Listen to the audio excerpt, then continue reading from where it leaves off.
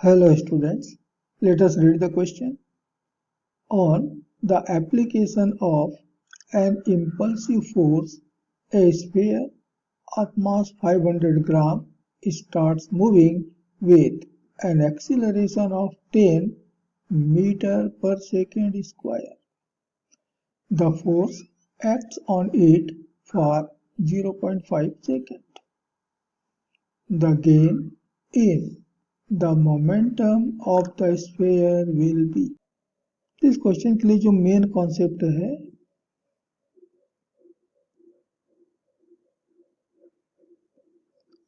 वह है कि फोर्स अप्लाइड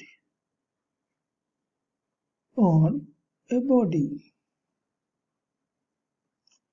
एफ ये बराबर होता है mass of the body into acceleration of the body. Force is equal to mass into acceleration.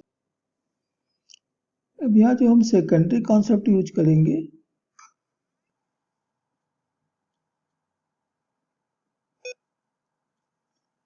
वह है कि चेंज इन मोमेंटम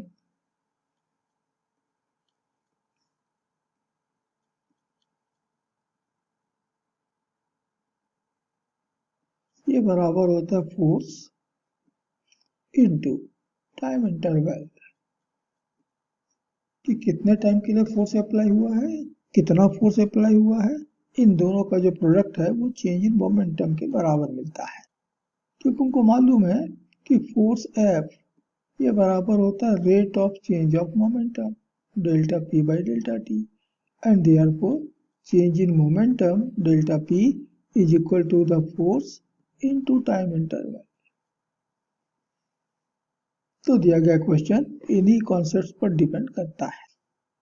अब यहाँ पर हमको बॉडी का जो मास है वो दिया है 500 ग्राम और इसका एक्सीलरेशन दिया हुआ है 10 मीटर पर सेकेंड स्क्वायर और जितने टाइम इंटरवल के लिए फोर्स एक्ट किया है वो यहाँ पर दिया है 0.5 सेकेंड एंड देयरफॉर गिवन एक तुमको दिया mass it is 500 gram kilogram में चेंज करें 1000 से डिवाइड कर दें तो आ जाएगा 0.5 किलोग्राम. एक्सीलरेशन दिया हुआ है 10 मीटर पर सेकेंड स्क्वायर और टाइम इंटरवल हमको दिया हुआ है 0.5 सेकेंड. अभी हमने कहा कि चेंज इन मोमेंटम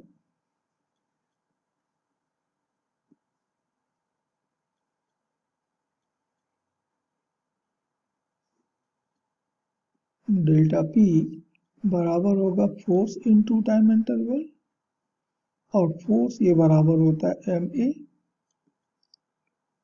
तो मास यहाँ पर दे रखा है 0.5, एक्सीलरेशन दे रखा है 10 और डेल्टा टी टाइम इंटरवल भी दे रखा है 0.5. तो सॉल्व करने पे आ रहा है 2.5 और मोमेंटम का यूनिट होता है किलोग्राम मीटर पर सेकेंड और यही होगा इस क्वेश्चन के लिए आंसर. और तब इस क्वेश्चन का जो करेक्ट आंसर होगा वह होगा हमारा ऑप्शन 1 2.5 किलोग्राम मीटर पर सेकेंड. ये हमारा क्वेश्चन के लिए करेक्ट आंसर होगा. Hope you understood it well. Best of luck.